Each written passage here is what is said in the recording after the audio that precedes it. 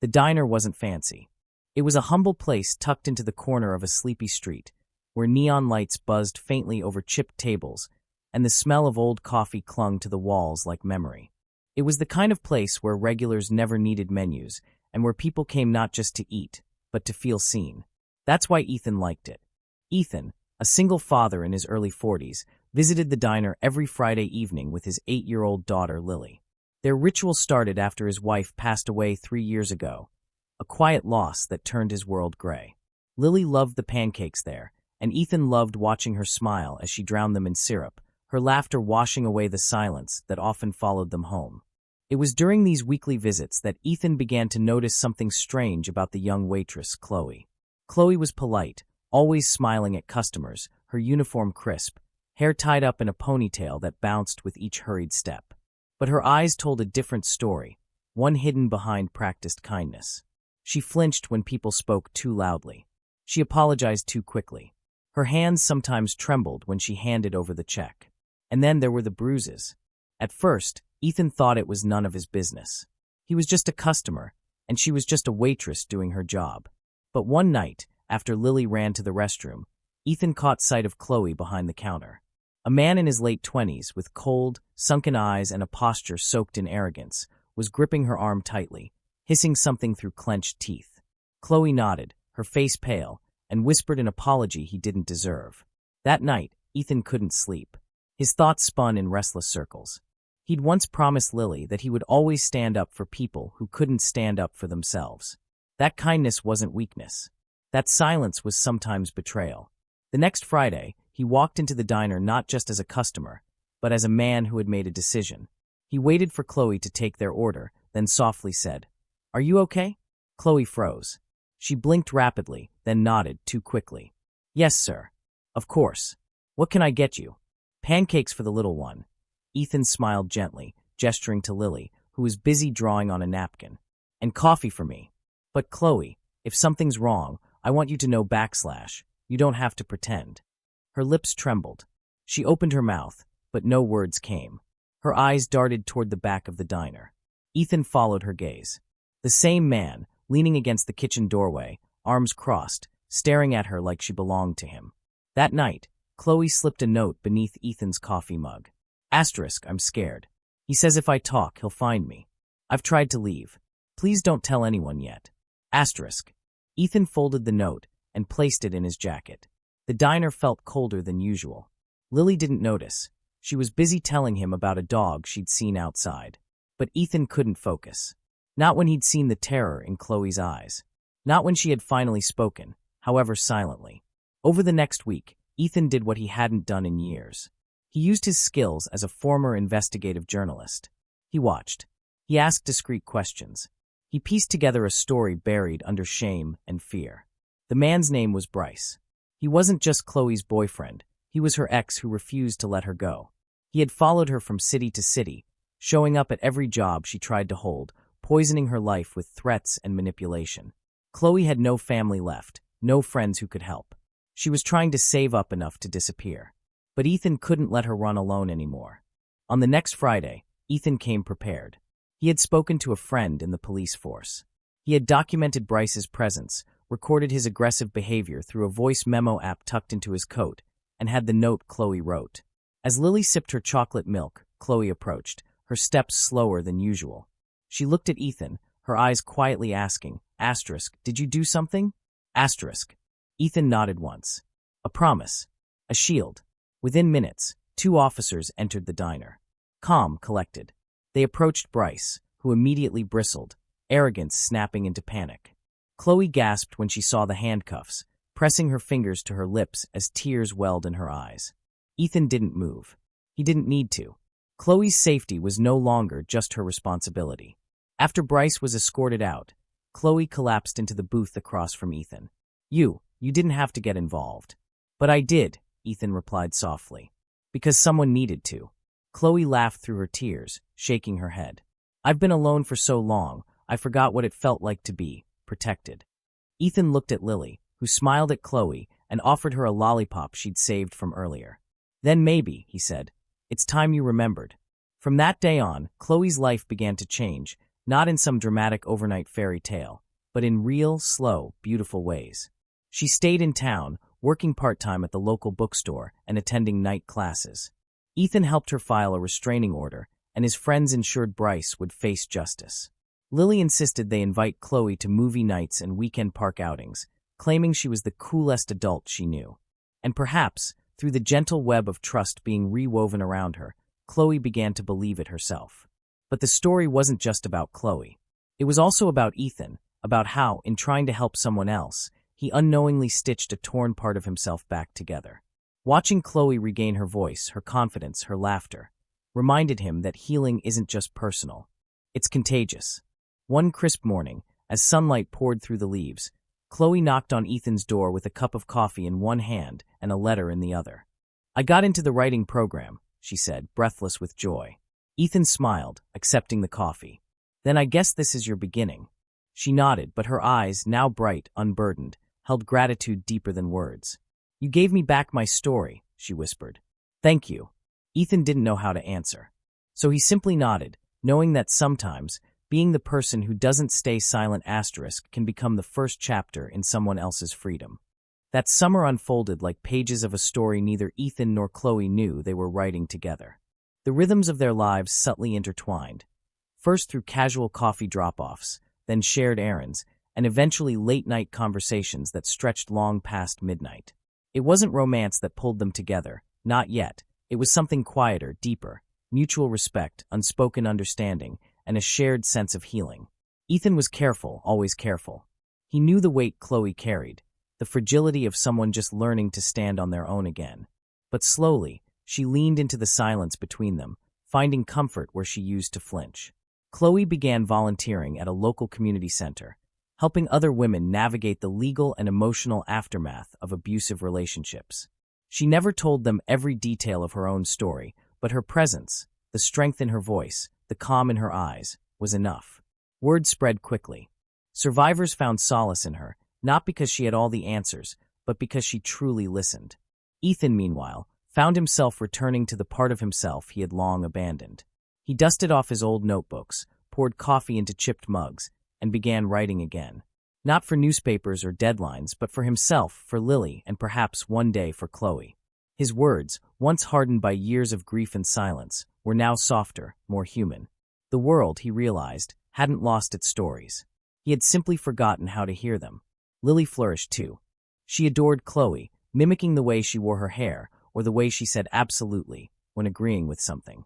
She drew pictures of all three of them at the park on swings, with smiling suns overhead and ice cream in their hands. Chloe pinned each one on her refrigerator, heart swelling with something close to family, a word that had once felt like a foreign country.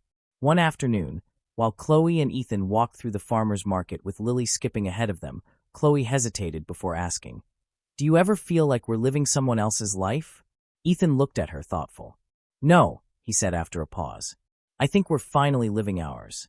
She didn't reply immediately, but her fingers brushed against his as they walked. A small touch. Gentle. Unsure. But enough. Weeks passed, then months. Seasons shifted. The trees turned golden, and the air grew sharp with autumn's breath. Chloe submitted her first story to a local magazine. It was fiction, technically, but anyone who read it could feel the truth woven into the lines, the ache between the words, the triumph rising from sorrow like smoke becoming song. It was published. On the first page, the diner remained open, still tucked into its quiet corner. Chloe no longer worked there, but sometimes she'd visit, slipping into the last booth with her laptop, ordering pancakes just to remember who she was and how far she'd come. The owners greeted her like family. So did the other waitresses, many of whom she'd quietly encouraged to pursue better things. One day, just before the first snow, Chloe found a small envelope tucked beneath her windshield wiper. Her breath caught when she saw the handwriting. It was from Bryce. She stared at it for a long time before opening it. No return address. Just a few lines, scrawled hastily. Asterisk, I won't bother you again. I'm leaving the state. I get it now. You're stronger than I thought. I hope you stay safe. I hope you're happy, asterisk. Chloe stood in the parking lot, snowflakes beginning to settle in her hair. Her hands trembled, not with fear, but with the strange, foreign sensation of closure. Not forgiveness, not absolution, but the final chapter of a book she no longer had to carry. She showed the letter to Ethan that night. He read it slowly, then looked up at her with calm, unwavering eyes. "What do you want to do with it?" he asked. She thought about it. "I want to burn it." So they did. Together, they lit the letter in an old tin bucket behind Ethan's house. Lily watched from the kitchen window, confused but curious. Chloe stared at the ashes, the embered edges curling into nothing. She didn't cry. She didn't need to. "You don't owe him peace," Ethan said gently. "But I'm glad you found yours."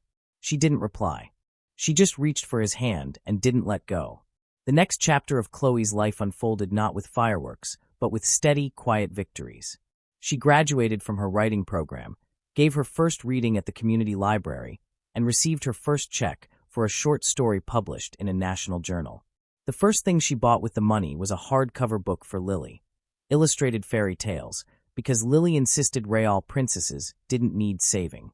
Chloe agreed. One evening, months later, as they sat by the fireplace in Ethan's home, Chloe read aloud from a story she was working on. Lily had fallen asleep with a crayon in one hand and a sketchbook on her lap, drawings of dragons and castles scattered across the floor. Ethan listened, eyes half closed, letting her voice wrap around the room like warmth. When she finished, she looked up, nervous. "Too much." Ethan shook his head. "It's honest. It's you. That's what makes it beautiful."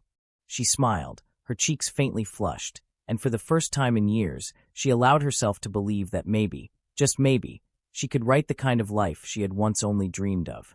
And still, life wasn't perfect. Chloe had nightmares sometimes. So did Ethan. The past didn't vanish. It echoed, but less like thunder and more like distant waves on a shore you've already walked far beyond. Together, they built something not polished or easy, but real. One rainy morning, as Chloe was getting ready for a small literary event, she paused in front of the mirror. She looked different now. Stronger. There was a steadiness in her posture, a light in her eyes. She wore a navy dress Lily had helped her pick out, her hair down for once, cascading over her shoulders like a symbol of the freedom she had reclaimed. Ethan appeared in the doorway, holding a small gold pin in his hand. "It was my mother's," he said, gently placing it near her collar. "She wore it every time she did something brave." Chloe blinked, caught off guard. "Why are you giving it to me?" He looked at her, really looked. "Because you remind me of her. And because you've been brave every day since I met you." Her breath caught, emotion knotting in her throat. She reached up and touched the pin, then touched his hand. And though neither of them said it aloud, something unspoken shifted between them. Not an ending, just the soft beat of a heart opening again.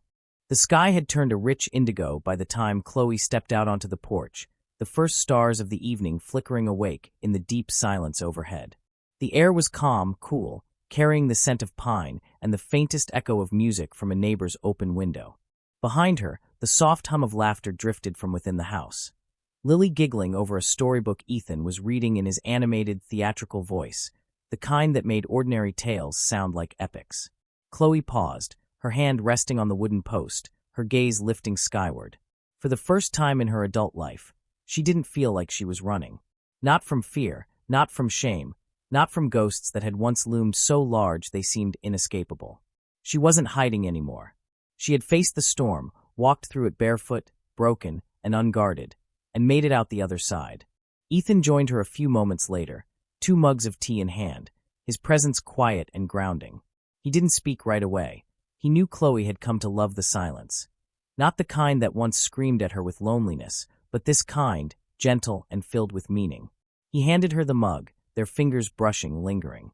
"She's finally asleep," he said with a chuckle. After 4 stories and 2 questions about whether dragons can be vegetarian, Chloe laughed, the sound light, unburdened. "That girl's imagination is going to rule the world someday. She's got a good role model," he said, his voice lower, sincere. They stood there for a long while, shoulder to shoulder, watching the stars blink into brilliance above the treetops. The moments that stretched between them weren't empty. They were rich, layered with everything unsaid and everything understood. "I used to dream of nights like this," Chloe said softly. "When I was hiding in shelters, sleeping with my shoes on in case I had to run. I'd imagine standing somewhere safe, with someone who didn't want anything from me. Just peace." Ethan turned slightly toward her. "You earned it, Chloe. Every single piece of it." She looked down into her tea, her fingers tightening around the warm ceramic. It never felt like it would be real. I thought people like me were just broken in ways that couldn't be fixed. You weren't broken, he said gently. You were just surviving. Her eyes lifted to meet his. And now, he said, reaching out slowly, brushing a stray lock of hair behind her ear. You're living. Her breath caught, not from fear or pain, but from the overwhelming tenderness in that truth. Living. That word meant something new now. It meant the smell of pancakes on Sunday mornings. It meant laughing at Lily's absurd bedtime questions. It meant writing stories not to escape her past, but to rewrite her future. It meant standing on this porch, feeling safe in her skin, not because someone else made her whole, but because she had found her own wholeness again. Chloe didn't need saving. She never had. She had only needed time, space, and one person to notice the cracks and choose not to walk away. Her gaze returned to the stars. Do you ever think the universe waits for us to be ready before it gives us what we've always needed? I think, Ethan said, stepping closer, his voice low and sure. Sometimes it sends the right people when we've finally stopped looking. And sometimes we don't even know we needed them until they're already a part of us. Chloe turned to him slowly, her heart full, eyes glassy, but not from pain. From fullness. From awe. I don't know what this is, she whispered, what we're becoming. But I know I don't want it to stop. Ethan didn't answer with words. He just reached for her hand and held it, firm and warm and steady. That was his answer. And that was all she needed. Inside, Lily stirred slightly in her sleep, mumbling something about unicorns and waffles, and Chloe smiled. Her world, once filled with shadows and silence, now shimmered with light and color. She had stepped into the fire, and instead of burning, she had become something stronger. She looked at Ethan again, her heart steady for the first time in years. Maybe we don't get to rewrite the past, but we can write the rest of the story differently. He nodded. We already are. And somewhere deep inside, Chloe knew that was true. She would still have hard days, and healing would never be a straight path. But she had found her voice again, her pen, her purpose. And standing beside her was a man who didn't need her to be perfect, just real. Their story, once born from pain and chance and quiet courage, now unfolded with the kind of grace that only truth and time could shape. It wasn't a fairy tale, because fairy tales end. This was something better. This was a beginning crafted by survival, shaped by compassion, and carried by love. As the stars shimmered above and the world slowly turned, Chloe closed her eyes and whispered into the stillness, not as a prayer, not as a wish, but as a declaration. I'm home.